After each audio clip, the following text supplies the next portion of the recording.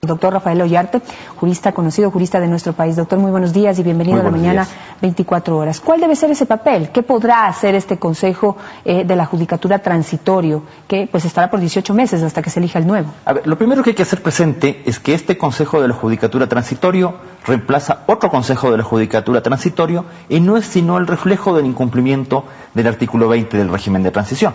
Cuando aprobamos esta Constitución con el régimen de transición, teníamos 180 días para nombrar el Consejo Definitivo.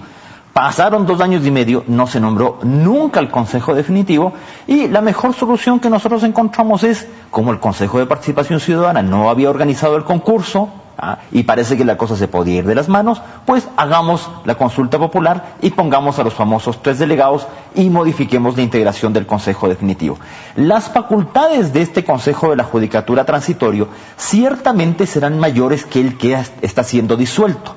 ¿Por qué? Porque el Consejo que está siendo disuelto no podía ejercer todas las facultades de un Consejo de la Judicatura conforme el artículo 2 del Código Orgánico de la Función Judicial. Por ejemplo, no podía hacer los concursos para nombramiento de jueces, comenzando por la Corte Nacional de Justicia. Entonces, este Consejo de la Judicatura Transitorio tiene 18 meses para ejercer absolutamente todas las facultades del Consejo de la Judicatura que constitucionalmente se asignan en el artículo 181 constitucional. El temor es que en vez de hacer lo que pueden hacer en contribución de que la justicia ecuatoriana funcione, tendrán que dedicarse a arreglar las consecuencias de las irresponsabilidades cometidas en las últimas semanas. Tomemos en cuenta que él, el presidente del Consejo de la Judicatura, destituyó a un juez ad hoc y, no le dio validez a la sentencia que dio, lo que pone en peligro todas las sentencias en las que han actuado jueces ad hoc, que pues sentado el precedente, podrían demandar nulidad. A ver, el desorden judicial no es novedad ni es producto de ahora.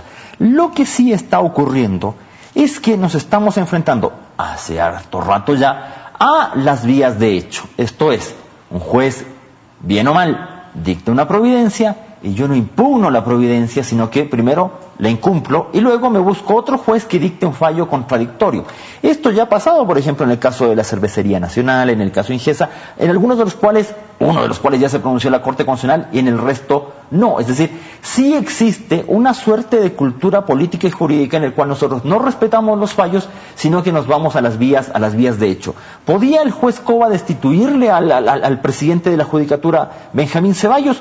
Según la Ley Orgánica de Garantías Jurisdiccionales, artículo 22.4, sí. Según un fallo de la Corte Constitucional, el fallo 07610 CEP-CC, no. Eso, la Corte Constitucional dijo, las facultades de destitución solo son para la Corte Constitucional. Luego, ¿qué ocurre? En vez de impugnar los fallos, me busco otro juez que dicta el fallo contradictorio y aquí quedamos en un desorden absoluto. Ahora, también el Consejo de la Judicatura saliente, porque claro, ayer se ha publicado ya en el registro oficial, se dice que está disuelto, según el artículo 121 del Código Orgánico de la Función Judicial, los servidores judiciales no pueden abandonar funciones hasta no ser legalmente reemplazados, tienen que entregar archivos, documentos, etcétera. Es decir, no es cosa de decir, ayer se publicó y yo me voy, tienen que permanecer todos, según el artículo 121 del Código Orgánico. Bueno, no hay más que aguantarse pues un par de días, pasado mañana. Más irresponsables de dejar a Céfala la función, claro, ¿no? Ha sido un Consejo de la Judicatura, debo decirlo, bastante sumiso con el poder.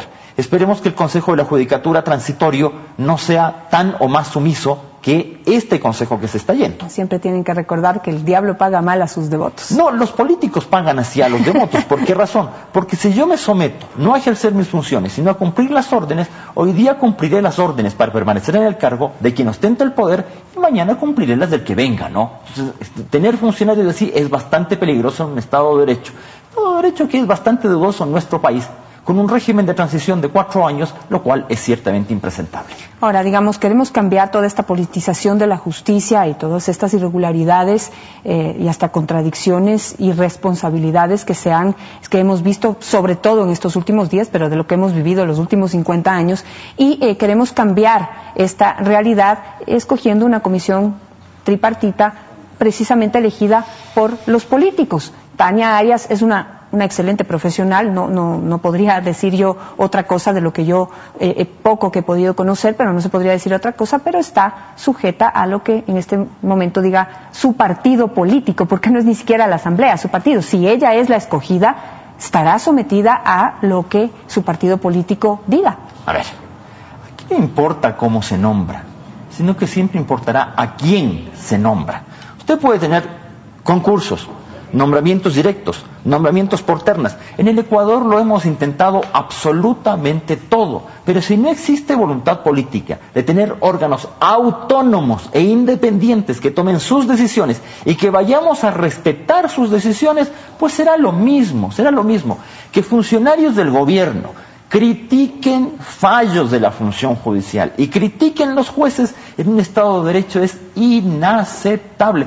Yo puedo tener mi propia opinión respecto de los fallos, pero si soy funcionario de la función ejecutiva, tengo que guardarme mi opinión. Eso es elemental y básico en una democracia. Pero aquí eso no importa, aquí lo hacemos, lo decimos. No estoy de acuerdo con lo que ha hecho, creo que la doctora Zunino, y lo que aparezco diciendo es que esa jueza tiene que ser destituida. Tal vez si las circunstancias fueran las de hace 3 meses, esa jueza hubiese sido inmediatamente suspendida, como ocurrió en tantos otros casos.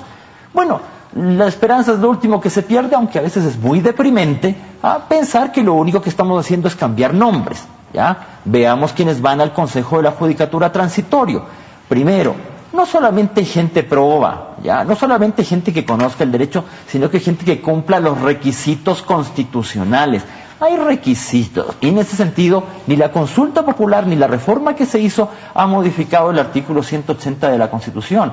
Tener título de tercer nivel en derecho en ramas afines a las del Consejo de la Judicatura y experiencia de 10 años en esas materias. Entonces los nombrados, todos, incluyendo el delegado del presidente de la República, tiene que cumplir ese requisito, o nos vamos a volver a saltar la Constitución. Con eso me voy a quedar y con esa pregunta que necesita tener una respuesta, toda vez que el delegado del presidente de la República no es precisamente un experto en el área jurídica. Muchísimas gracias, doctor Ollarte, por estar esta mañana.